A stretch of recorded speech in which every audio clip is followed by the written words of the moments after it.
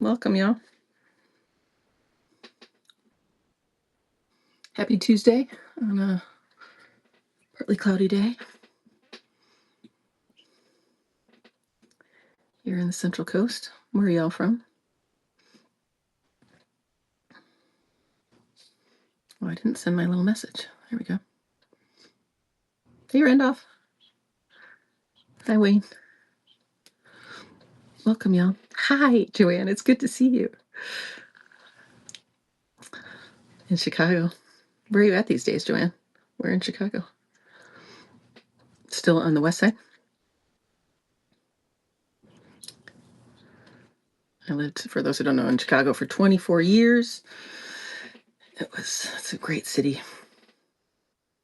Best American city, I say. Hi, Alex. Hi, Caressing Nettles. So happy you found me here, Wicker Park, Northside. Cool. I'm so happy you're here. It's good to reconnect. I'm hitting you up when I come back to Chicago. And if you come to California, you let me know. Hi, Jennifer. So as folks trickle in, I want to make a few announcements. Yay. Okay, good. First, it's all in the newsletter I sent out today, but and it's all listed in the free healing section of my Substack. But I'm going to be doing another weekly live stream on TikTok. So every Thursday at 5 p.m. Pacific, starting next week. So not this Thursday. It's going to be a little more casual. I don't know that I'm going to ask for questions ahead of time. So just show up and hang out. TikTok's, a little wilder than Substack. I did one last week and I had like 300 folks. But it's fun. It's a very chill hangout. So come do that. And then both of these live streams are going to be sort of meant to feed into another offering every week that I'm going to do, which is Friday free sessions. So at 11 a.m. Every Friday Pacific time, I'm going to do two 30-minute. Welcome everybody. Hi Vasvi. Hi Gary. I'm going to do two 30-minute free sessions.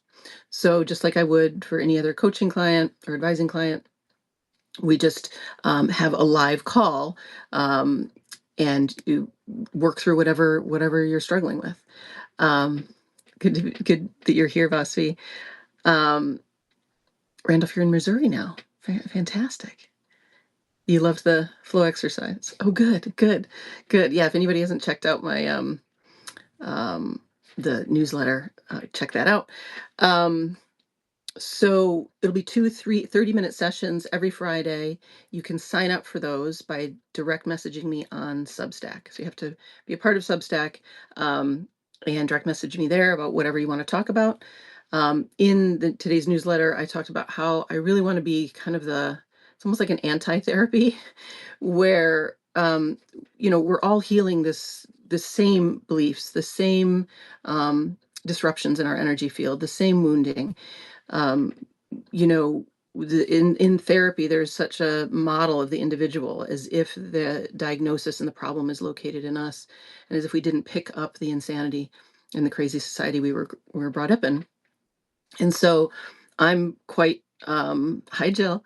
I'm quite exposing of my own stuff, right? I share openly about what I've worked through and what I'm still working through. And so I really want that to be the spirit that one person's session is everybody's session. And every single time I'm on a client call, I'm like, oh, wouldn't it be great for this to be recorded? It's important that there's privacy, but I want to do this other thing where it's all just exposed and we're all healing together and everybody can witness it together. So, hi, Lynn. You're welcome. So, I know it's vulnerable. I know you're putting yourself out there. Your face will be out there. It's gonna be recorded, and it'll be housed on the archive of my Substack page. But I really welcome people to come in, and if you work through something, I promise, everybody else, like most people, want to work through that too. We're all sharing the same stuff, and that'll just show it and expose it. And today's newsletter did the same thing where I was listing all these beliefs that we all share. So it's just a chance to amplify this healing that we're all doing together. And so that'll start next Friday. So DM me on Substack if you want to get on the wait list to do one of these 30-minute sessions. Again, it'll be 2 sessions per Friday. So that's that. And then I have one question that came in from Randolph. I'm going to read that. But before I read that, I asked both Vasfi and David if I could read their descriptions of a couple things after last week's discussion where we were talking about flow and how to get in flow from Gabriella's question. And David had a beautiful response that ties in also to him being in a relationship with what he calls his goddess, and that she leads. And so I want to share about that because it's so rich. And I want to share Vasfi's description of feeling more embodied and feeling part of the earth. And that came from doing the free healing that I do every Sunday. Again, this is all in the free healing section of my Substack. Every Sunday on YouTube, we're there doing a healing meditation. Really fun. We have a Zoom chat after. And if you want some advising and you want a more private setting, the Zoom chat is not recorded. And it's just, us sharing what happened in the meditation, our own insights. I'll answer questions, but we all kind of share, and it's really rich. So that's a place to be private if you don't want to do a live session. Okay, so I want to read Vasvi's description because it's so beautiful. So this is what happens when we come into the body, when we really land in the body. She says, feeling like my body is going back to the earth today, like I feel so connected to the earth. The feeling is pure oneness with everything, with the whole physical earth. And then through her, I feel connected to things. P.S. I asked Vasvi and David if I could share. And then through her, I feel connected to things around me. But her first. It's doing wonders for calming down my nervous system from the violence I witnessed as a child, for getting my parents' voice out of my root chakra, my legs. So worth the determination for truth. I am the earth. How could I ever get hurt? Isn't that gorgeous? And that is it. That's what we're doing. That's what healing is, this returning to wholeness where we sense this deep connectedness to the earth and to eternity, to everything. And then how could we get hurt? We realize it's a visceral realization that there's no separate self there to then get hurt. We are space itself. We are the water, the earth itself. So I thought that was just gorgeous. And, testimonials are they just make my heart sing. And then here's what David said about flow. He said, when you talked about flow and being out of control, we talked about that. Gabrielle was asking, how do you get in the flow? And we were talking about the feeling of being out of control and how that's very safe. And it's actually a good sign because control is fear and is our conditioning, holding on, when really life is running everything. Life is out of control. We don't know where she's going to take us. And so that getting used to the feeling of being out of control is it's a thing, because all of our conditioning is about control, and this idea that natural law, letting yourself just be, is somehow dangerous. That humans, our bodies can't be trusted when they're really the only thing that can be trusted because they're run by God, nature, life, whatever word you want there. So he says, when you talked about flow and out of control, I've experienced that many times in my life, but I never like I am currently experiencing with my goddess, his relationship. Completely out of control, but completely immersed and committed. Amazing. There is no stress, just joy. And I'm going to ride the wave until ... I hope the end of my time. I just thought that was gorgeous. Completely out of control, but completely immersed and committed. That's the answer of the feeling of being when you're letting life run stuff, right? We talked the time before about someone used this beautiful phrase of chronic presence, of being of showing up so much. And that's what it is, complete immersion, but also out of control. You're just so showing up. It's like, I don't know where this ride is taking me, because you don't. Your mind can't track it. Mind does not run things. It's not driving the bus. Life is driving this bus, and the mind just serves life. It's meant to just have recorded past events, so it'll remind you what's in your refrigerator, or remind you, to buy cat food. But it's not meant to steer the ship. It's a servant, not the master. Life with a capital L is the master. So I thought both of those just really captured it. Thank you both. And I encourage anybody to share with me. Like, feel free to DM me on Substack your experience. I want to just log these beautiful testimonials so that we can all kind of just share together.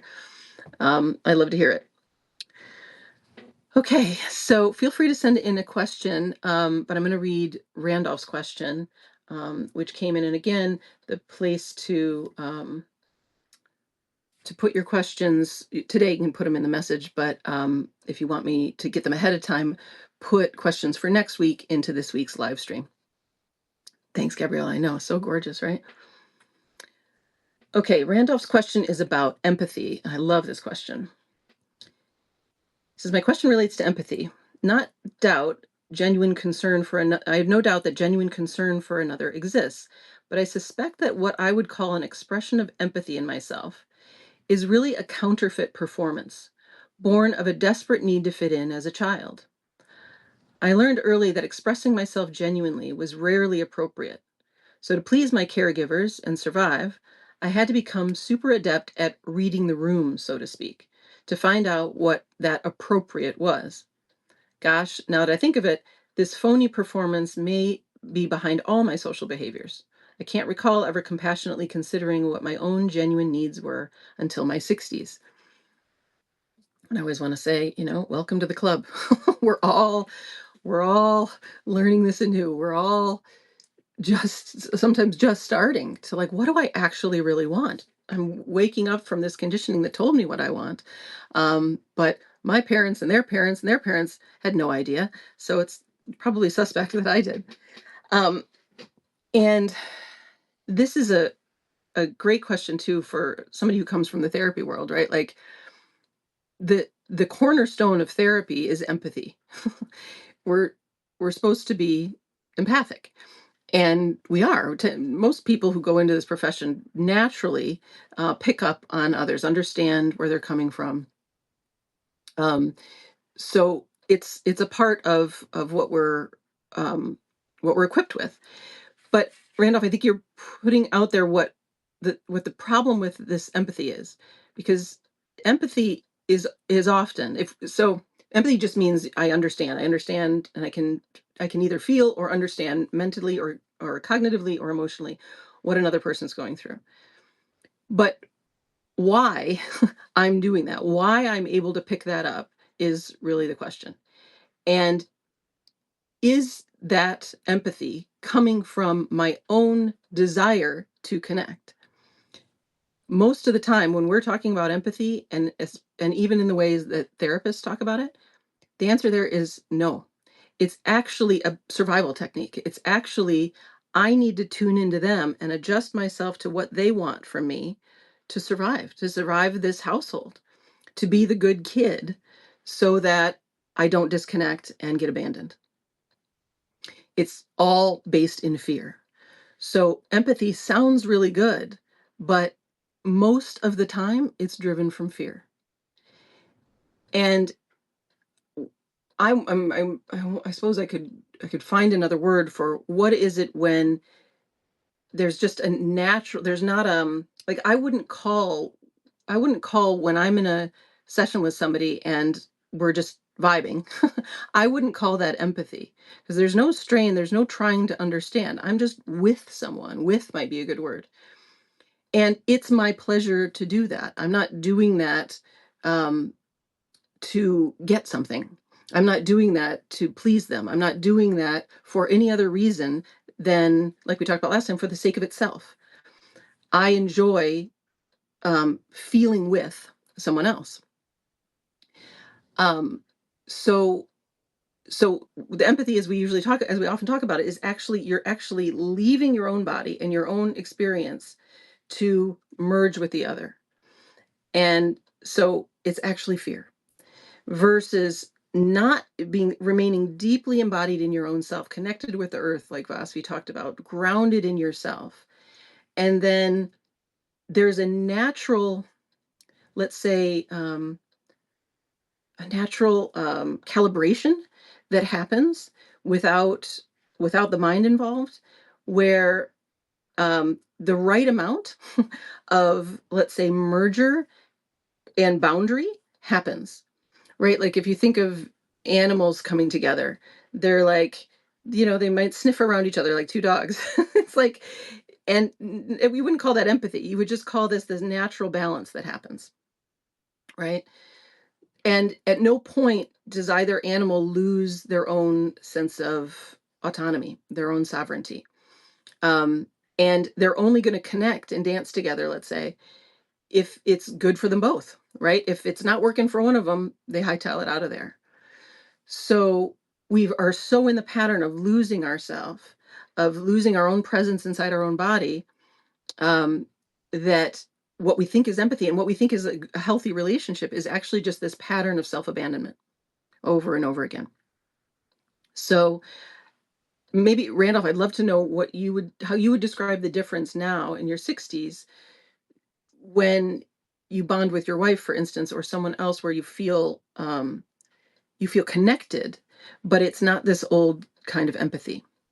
Um, and that because we want to articulate that to each other to um we're always looking for the natural version of everything, right? In a way, there's like the artificial and natural versions of everything. So I described the artificial version of empathy, but we need almost another word for what is this natural bond, this natural dance, where it's a win-win and nobody loses themselves. Um, yeah, that's a huge difference, actually. I like your quoting me. Uh, I totally get this. Thanks. Okay, good. What do I do, or does my body really want? Can we authentically want what life nature wants, or is what life nature wants too hidden, occult, mysterious, apocalyptic? Oh, great question. Um, what do I or does my body really want? Can we authentically want what life? We do authentically want what life or nature wants for us. It's actually the only authenticity. There isn't actually a separate self in here that wants something other than what life wants for you.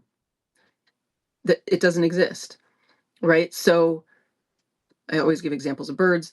The birds are life wants the birds to fly from British Columbia to Florida. The bird doesn't go rogue. The bird body, the whole flock, has a magnetic line that takes them to Florida. And the reason it's Florida is because that particular bird and that species, there's the exact right seed for that body in Florida. And so our bodies it's the same. It's like there's a habitat life wants for you. That's actually what you in your body wants for you.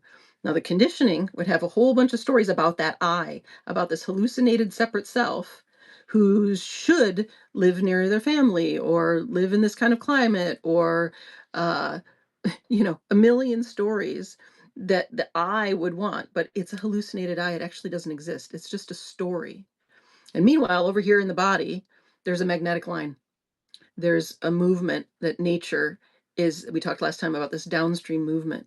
And it feels alive and it feels connected and it feels easy and it feels out of control because this I doesn't know what's next. And it doesn't, we don't know what's next, right? The birds don't know the big plan. They don't know. They don't have access to the blueprint about why they're going to Florida. They just go. And then it turns out the best, nesting materials are there and the best seeds are there. Does that make sense? So that's why we're going into awareness, the consciousness that sees thought, and we're bringing that into the body and through the body to sense this larger field. And think of it as just a bunch of magnetic fields. An electromagnetic field is what we are. We're electromagnetic fields. And that electromagnetic field is like, go here for lunch. Get these shoes, not those. Call this friend. Don't pick up the phone when that one calls. And that's what life is wanting for us, and the body is speaking it all the time, and we are in an enormous habit as humans of not listening to the body, of not honoring what's actually true, what nature wants for us.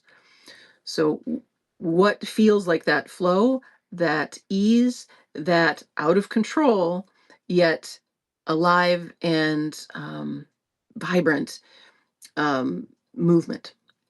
And you can play with giving yourself options, right? If you're the bird, it's like, well, I'll put Florida on the table, put Georgia on the table, put uh, you know, Europe on the table, put Mexico on the table. Which one feels like home? Which one is the most easeful? Right? So we're coming back to our animal body and listening to where they want to roam.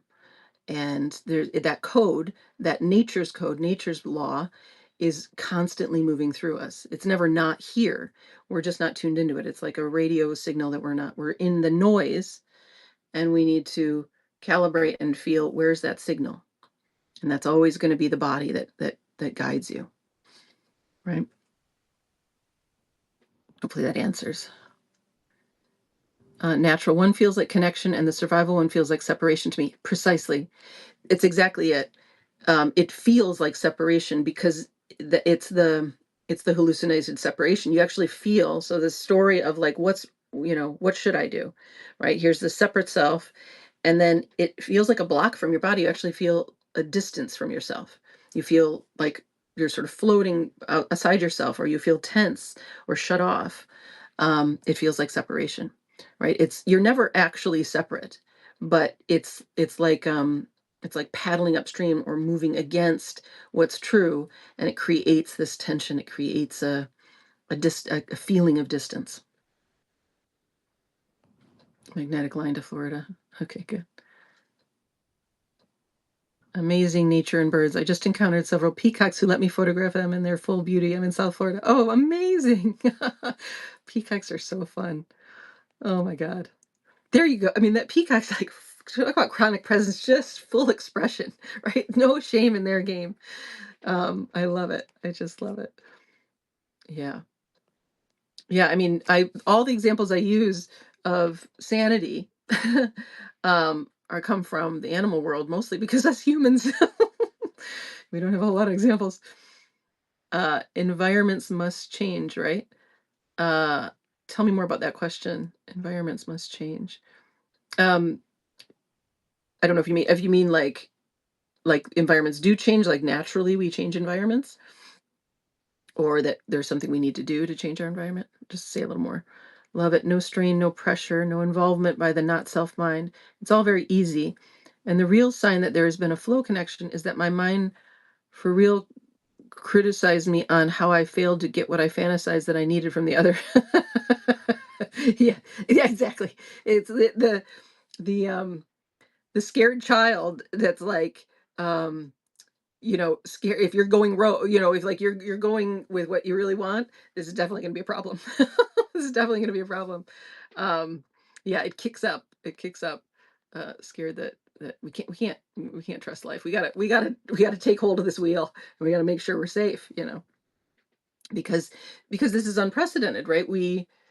We really haven't gone off of social conditioning much, just as a species, and we don't have a lot of examples of it. So, you know, to just be out there on a limb just without a net at all, like I say this to clients all the time. They're like, well, how do I know, if this is right? And this is the answer question where I was answering, or I'm always answering, is I'll sometimes say it sounds like that voice in your head sounds like, or it's not really in the voice. It's like it'll sound like, I don't know why, but I just want to do this thing, or I don't know why I'm driving to Florida, or I don't know why. Like over the holidays I went all over. I went to like Joshua Tree and Desert Hot Springs and these other places.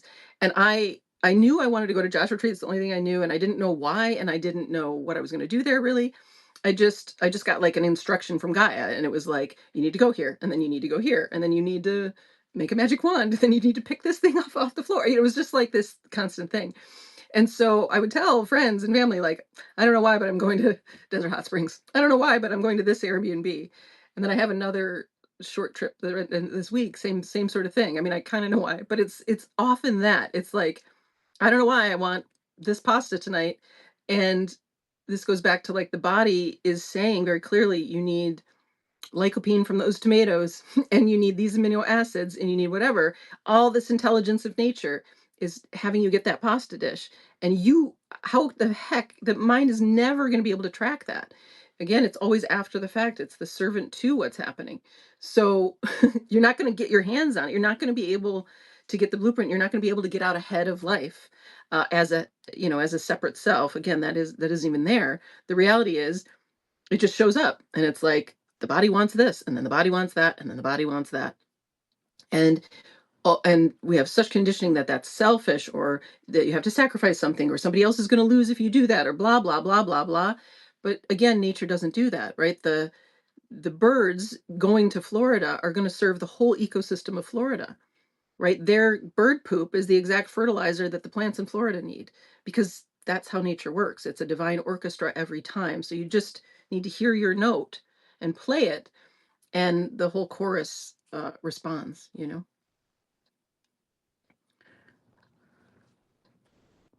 Okay, I'm going to read the next one. Where you look, there you are. Your reality awaits you, right? Yeah. Yeah. Yeah. Yeah. It's just this. Here's reality right now. It's only ever this one moment. Reality is very loud, and there's just what's true. In this blog post I was talking about the beliefs of things like right or wrong. Right or wrong doesn't apply to reality. There's only what's true. So it's just I want this pasta dish. And reality, life, God, source, nature, the you with a capital Y, want it. It's always oneness wanting that thing. And humans have this very weird code that would resist reality, you know. But nevertheless, reality's still there. It still says pasta dish, and we talked last time about, but we might have a program that, well, I should have a salad instead. We eat the salad, we get a bellyache. So the great news about reality is it'll yell at you. It'll give you the bellyache when you're working against it, right? When the mind works against what you, with a capital Y, actually want.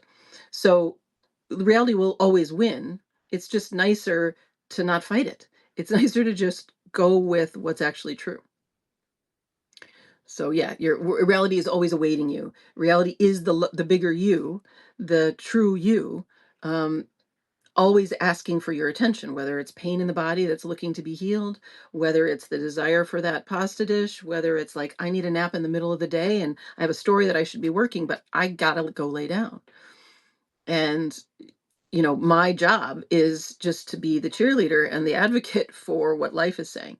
Because I know I will stand on business. I will bank everything I have that is going to be the best thing for you, for me, for everybody in the world, because it's what's true. And what's true is true. Your mind isn't freaking out and criticizing you how you failed. Okay, sorry if I read that wrong, Randolph. Um, you love the way I describe things. Oh, thanks, PLR. If you're in a household of screaming or loud people in your environment, either you can be in it and not of it, or you need to get out of it. Cool. Got it. And I would say like I wouldn't even give yourself like an ultimatum, or like what, like it's yes. But my interest would be, do you actually really want to be in that house? What's true? What's true? What's true might be yelling back. What's true might be um, going for a walk. What's true might be putting on headphones. What's true might be walking in the middle of an argument with a quiet presence and diffusing it because you see who got what wrong. That they're confused and they misunderstood something. I don't know what it is. I can't know that for you, but you, as pure awareness, can. You can feel into your body. So what I don't like about the whole in the world but not of it is to me, it implies a little bit of separation. It's a little bit of like, well, I'm here, but I'm actually in silence and whatever. And this is why I don't like almost all meditation culture, and really all meditations is, and kind of like white people spirituality, is this like, and which I'm not saying you're saying that, but there's these sort of like instructions that are like, I'm going to be in peace, but we're leaving a little bit behind. We're hiding out a little bit. We're not fully showing up. Whereas what I'm saying is, what does your whole body actually want? Show all the way up inside your own skin. And here's my guess: if you're in a household where everybody's yelling, is there's a whole bunch of boundaries that you haven't expressed. And so to go, oh, I'm in the world but not of it, is to not actually resolve the relationship dynamics that are not in alignment, that aren't true, that you haven't maybe advocated for yourself. And again, I don't want to project that onto you, but this is my own experience and so many others. Where by the time the household is in disarray, there's actually 1,000 unsaid no's in each one of the members, um, that got us there. So can we start from where we're at, where reality is right here, and see what's true in this moment? And that might just be to go on a walk. And then the next truth might be, you know, this relationship is not quite in alignment, or I'm not showing up in the way that I really could here, or whatever it is that you discover, right? Being really, really, really always authentic and real with yourself. So I hope that kind of answered your question.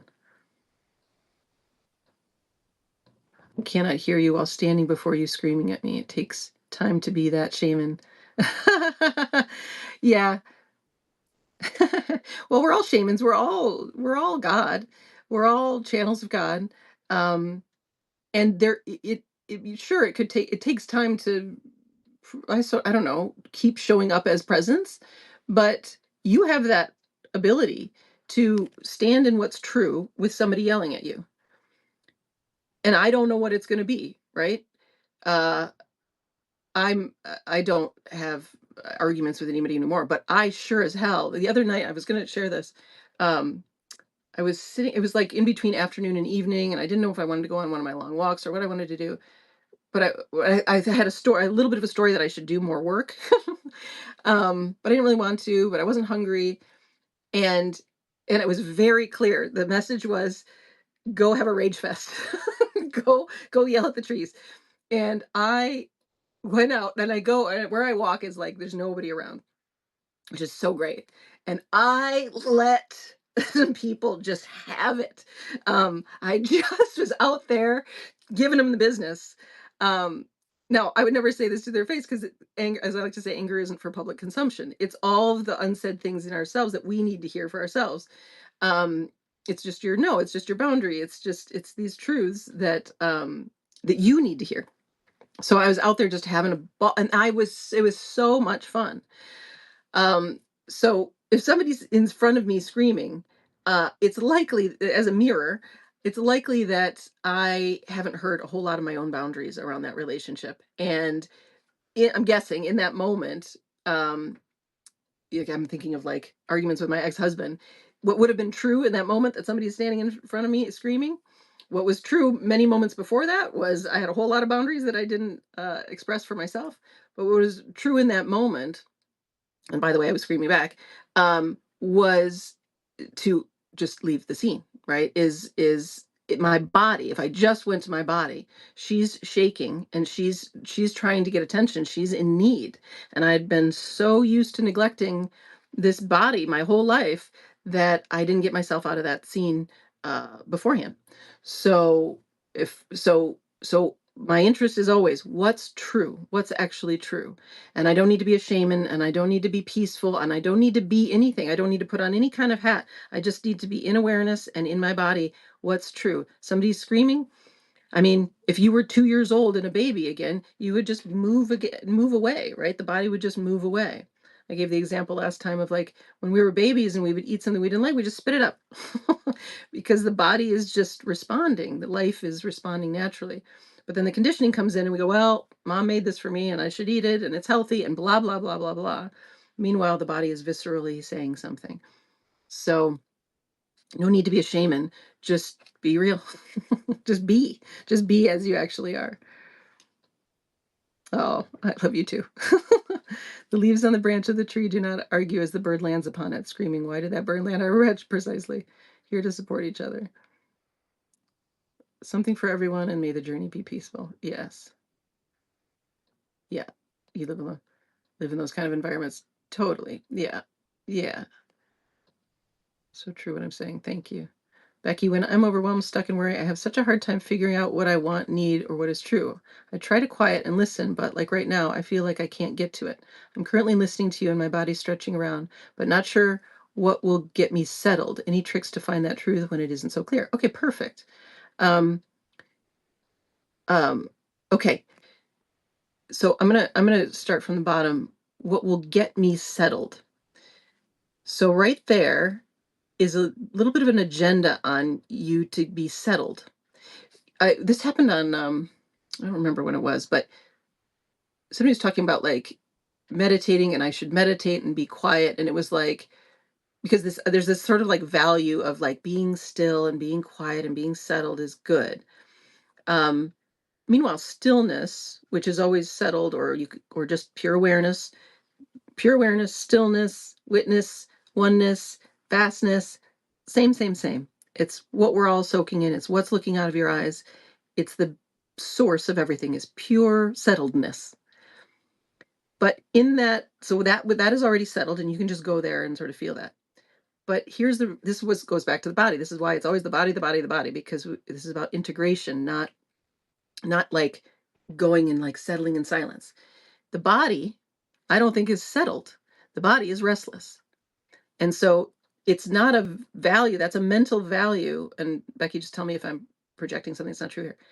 The value of being settled is being projected onto the moment, when the reality is the body isn't settled.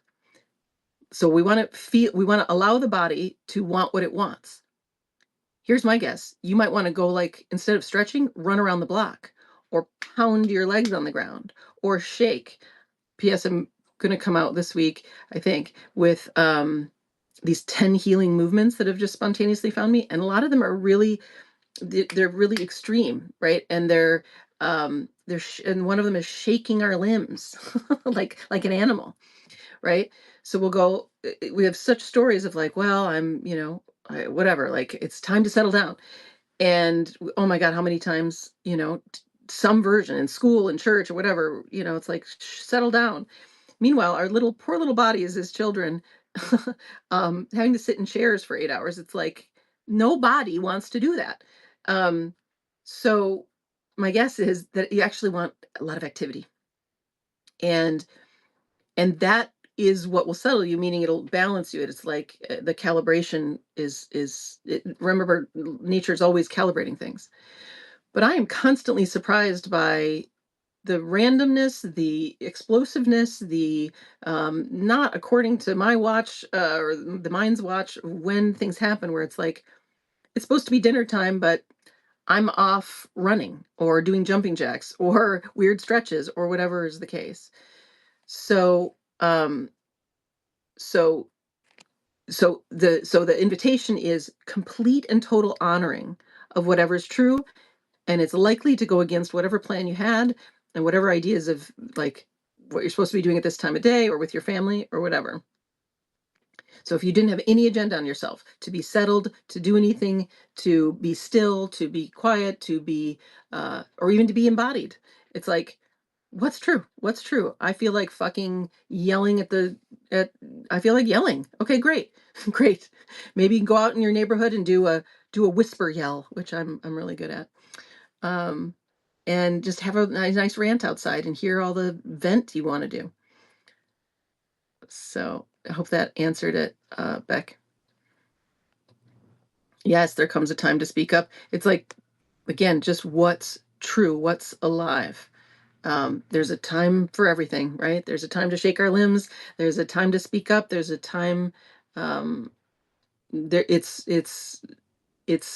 always this moment, and this moment is showing what it wants through you.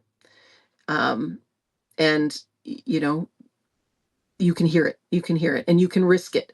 It's fear is something. It'll convince you that this is going to be a problem if you are authentic, if you share what's actually true, if you go have a rant in your neighborhood or whatever it is. But it's actually the opposite. It's the where we run into trouble is doing a little performance and keeping ourselves settled or whatever else instead of honoring what's true. So, um, you know, transparency, authenticity, being as you actually are is always gonna have you win. Go have a rage fest. Yeah. Oh, listen, listen. The trees love it, the birds love it. The trees and soil totally equal. They understood my feelings. Yeah, absolutely. I have a good friend who's a martial artist. She's she's like a double black belt, and she's tough. Um and she's always reminding me. I mean, I don't really need reminding anymore, but I'm like, uh sometimes sometimes I'm surprised by what comes out of me. And she's like, Megan, there's fightings in nature. There's fighting in nature. Um and I think of it not like fighting like humans do, but just the energy of it, right? The energy of like, you motherfucker, yeah, rah, rah, rah," like I think of like birds fighting or something. And when I'm out there having a little rage fest, I just feel very animalistic, right? It's very, I call it like a sport. Like it's not like I'm not believing any of the stories. Like I don't hold a grudge. Like believe me, I haven't hold no grudges. I've had incredible betrayals in my life. It's been epic. But I don't hold one grudge because it's just this energy flow. It's just the animal, right? In the same way that animals don't, right? An animal just like tear you to shreds, but then it's over, right? They ate the meat. We've moved on. So that's very much how it feels. It feels like, oh, this is just really fun to just, just growl at the wind. And then it leaves my body and it moves on. I don't, because the energy moves on, right? So to go back to Becky's word, then I feel settled again, right? It's just this explosion, like an animal. It moves through my system, and then I might not have another rage fest for another week. I had a bunch of them for like 6 months, and I haven't had one. I hadn't had one for a while, which is why it didn't really occur to me. And then I was like, "Oh, that's what I want. That's what I'm going to go do." So remember, we're animals, right? Becky says, "Right on." Okay, good, good, good. Yeah, just be. One is not settled until the one lets go of all thought forms causing the attention for disruption, right? Um, yeah, yeah. I mean, yes, the the thought forms, the story of the moment is what pulls us out of it, right? Um, and that kind of disrupts that flow. That's right. Empty mind, yeah. Although the mind, it's okay if it's not empty. So, when I was describing, right, I went on this rage fest. I don't have a lot of busy mind anymore. Like it's pretty it's pretty distant thoughts, let's say. But the thoughts, it was still thoughts, and it was like, well, you should finish that blog post or whatever, finish that video. So it's little that, right? So that's there, but nevertheless, reality is louder. And the more you turn into it, the louder it becomes. It's actually quite a strain to like do. Like now, if I tried to like work when I don't want to work, um it doesn't work for very long. Like I can't do it for very long. But I didn't have an empty mind. The mind, the chatter in this one mind that we share is there, right? There's been an attractor state for that chatter in my system for a very long time. So it's, all of our systems. So there it is. So what? So what? It doesn't matter. It doesn't matter if there's thoughts. Reality is still here, and it's loud. And all we need to do is come into that vast awareness and just attend to the body enough to catch that wave. And so, and again, it goes like, I don't know why, and I didn't even really know what it was like, I wanted to go out there and just like have a rage, but I didn't know how it was going to go. I didn't know where I was going to go. I didn't know who I was even going to rage at. It just was a feeling of like, let's go. Yes. Kundalini yoga shakes 100%, Miriam. Yeah. That beautiful, just like the energy is just moving through, right? Moving through. Energy's constantly moving through us. We're just this field of energy moving through. And oh my God, we are such a repressed species, so we all have so many shakes and um and twists and turns. So these 10 movements are a lot of like twisting back and forth, very like Kundalini stuff. And I haven't done much Kundalini stuff in my life, but I realize a lot of them are just help that energy moving up and out the spine. So yeah, exactly. Scream. Thank you. Oh, sure, Beck. You're brilliant. Oh, thanks. You see some rage in your future, sister. Go for it. I can't tell you. It's one of my favorite sports. Yeah. You're in the middle of rage. Yep. Finally. Yeah, totally. Let go and now speaking truth and having fun doing it. This is why I'm on with you now, Dr. Roca. I'm grateful to see you and be with you and everyone here. I'm grateful you're here too. Thoughts are detached, floating and aware, yet have no hold on me anymore. Beautiful. Yeah, that's right. Yeah, great description. They're there, but here you are sailing with life. And yeah, it's empty mind's a good phrase, right? I always want to like emphasize that the mind doesn't need to be empty. Like there's so many stories of like I gotta empty my mind or whatever. It doesn't sound like you're doing that. It's just generally empty around here. And then you're embodied in the heart, and the body is leading, and life is just taking you, and life is sailing you, you know. Or you could say you're in your boat and just kind of going along. And it's a mystery and magical, and who knows where you're headed next, you know. I don't know. I don't how would you know? How would you know? how are you gonna how are you gonna get out ahead of life? How's it gonna work? It's not actually possible. And you've tried. Oh, have we tried? Cool. Mhm. Non-attachment. Yeah. Everywhere you go, there you are. Truly. Truly. Yep. Not going to be able to get out of where are you going to go to hide? Where are you going to go to get out ahead of the moment? Since time doesn't actually exist. Not sure where you're going to tuck in. Since it's all you. I'm going to say you're not going to be successful.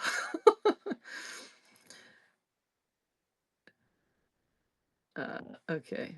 Let's see. Thanks, PLR. Not sure if this is something you speak about, but is there anything you can say about moving from a place of lack and limitation to abundance? Sure. Um, yeah. So we're talking about the mind and these thoughts, and those pretty much all contain lack and limitation, right? So the thoughts of I should do some more work is lack and limitation, right? There's a story of a self that doesn't do enough, right? That's my number one, right? Not enough. So I got to do a little more work and then I'll be good enough. So that's a story of lack. This one isn't good enough. Um, and of limitation about life, right? Life won't provide for me, right? This is the conditioning from my family. Life won't provide for me, the projection from my parents. So I have to do it. So if I go on this walk, I won't, I won't be able to feed myself. Or whatever, right? These subtle stories that are inside of they're like hijacked. These core beliefs are hijacked inside this, like, but you should do some more work, right? Lack of limitation is embedded right in there. Meanwhile, I always like to say, meanwhile, over in reality, right, this body is like, go tear some motherfuckers up. And that's just what's true. So when you say moving from a place of lack and limitation to abundance, every moment has that opportunity. And you don't even really have to move.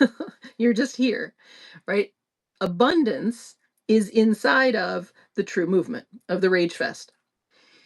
That and it, boy, is it. I mean, I got so much energy from that. I had so much fun. I had so many insights that came on that walk. I found a whole bunch of cool bones that owls had thrown up. Um, and like it was really abundant, that walk. I didn't know that was going to be the case. I don't know what life has in store for me. All I knew was this felt good.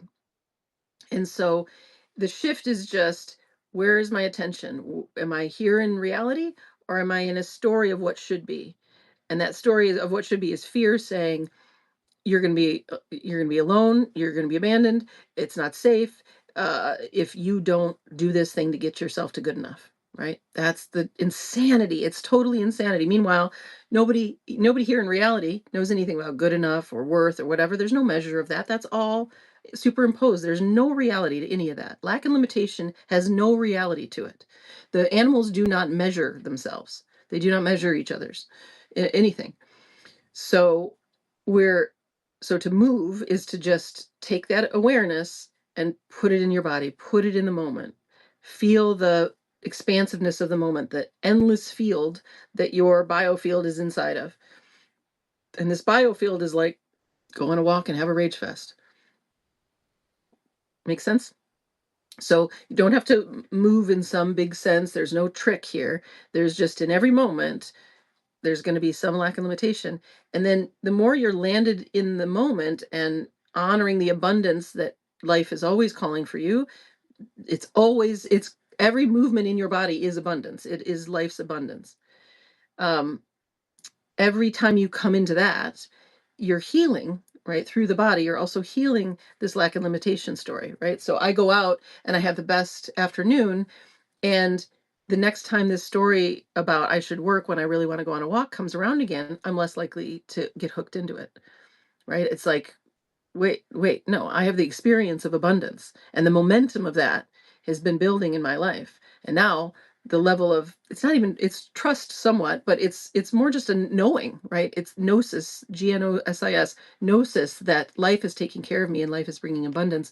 And so doing what's true for my body is always going to steer me well. It's the only thing that's trustworthy. This isn't, right? So hopefully that answers your question, Charles. Gabriella says, you inspired me to go on the beach early morning to sing loud and do some of your moves when nobody's there. Oh, fantastic. Singing loud. Love it. Yeah, isn't that the best? It's so the best to be in nature when nobody's around and just do it. And I'm hoping, the people who live in cities and stuff, it's like I used to say to clients when they would be like, in an emotional state or they're crying on the L train or on the bus or something, I'd be like, that's a public service. Don't deny that that's a public service when you cry in public. It's a public service when you are expressive, when you sing on the beach. Of course, I totally get it. Being alone is the key because you don't want to attract attention. But even if you look like the crazy person on the street,